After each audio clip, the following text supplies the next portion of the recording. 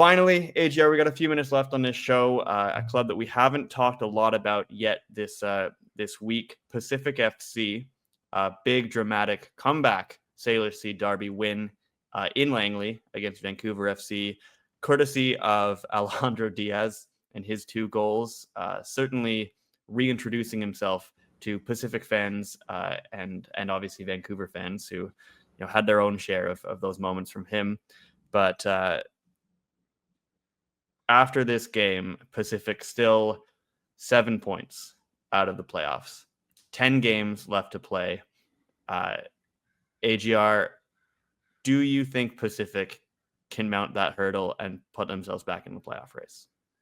Well, they have a chance this weekend because they play Halifax at home. They beat Halifax at home a few weeks ago, so and they had Halifax's number last year, I think, especially right and on the road to Pacific's similar push to this year. They beat Halifax a few times. Mm-hmm. They win that game, they narrow that gap to 4 points with 9 games left. Everything to play for. It's very possible.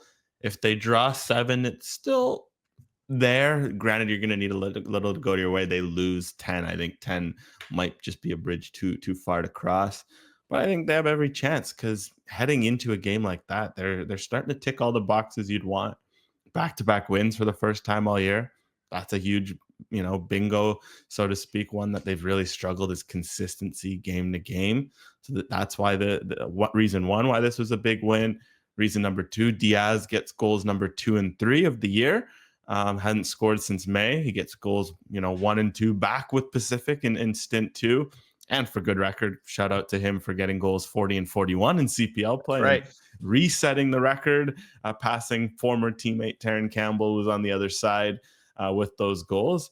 An informed Diaz is a game changer for Pacific. Absolutely. But that's almost another story because Dario Zanata finds a bit of form and gets 2 assists. His first goal contribution since May.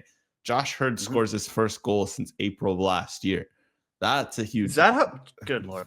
At least that's what I know sometimes the Opta data is a bit dodgy, but I think I believe it. That's crazy. Because he hadn't scored this year for sure. And then obviously he had the injury last year.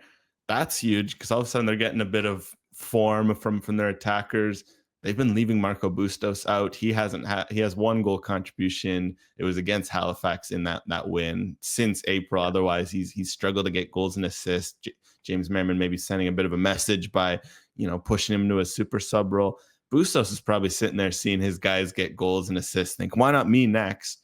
So first of all, they're getting a bit of momentum, and they're also just finding a bit of a structure. They've really stuck with this 5 at the back since about, I think, Vancouver FC 4-4. Funnily enough, in June was when they started this formation, and since then they just have defensive masterclass. Yeah, clearly it worked in day one, but they've been a bit better since in that 5, and that's made a huge difference because they finally, for the first time all year, have a bit of defensive balance. Like you really saw how they saw out the game in this one because this fixture is known for goals after 75. So I almost thought it was a guarantee Vancouver would score and Pacific didn't let them. That's a big growth, but you're also getting numbers in the box. You're scoring goals.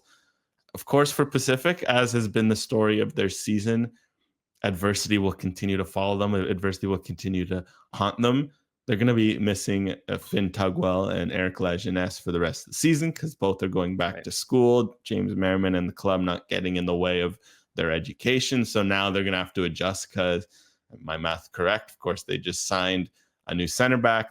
They also signed a guy who can play center back in Matthew Baldissimo. But will they continue with this back 5 with what they have available? Who knows? But for Pacific, they're finding form at the right time. Also, first away win of 2025 in this one. Don't forget, even if it's their easiest road trip. Yeah. I mean, it's not quite the trip to Halifax, but it is still a win away from home. I do think that it is going to be a struggle for Pacific to get into that mix. But as you said, Halifax this weekend, York the weekend after, I believe. If they're going to do it, it has to be now, right? And as you said, 4 points is manageable. 10 points is you're probably dead with 9 games to go after this weekend. And I do love watching an informed Alejandro Diaz. And as you mentioned, he makes everybody around him better. I'm still waiting though this year for there to be that Marco Bustos moment. It's coming off the bench or whatever it is. Like, we haven't seen that. That left-footed screamer from the top of the box where he kind of cuts in and just curls it. That used to be one of his trademarks. I still think it's coming, but it has to come sooner if this is going to be a legitimate playoff run for Pacific. Anyway, we'll see that game against Halifax goes next Saturday at 6 o'clock Eastern, 3 o'clock Pacific time at home, and the biggest game of the season for the Tridents. Pretty much have to win it. That's pretty much all we can say about that one.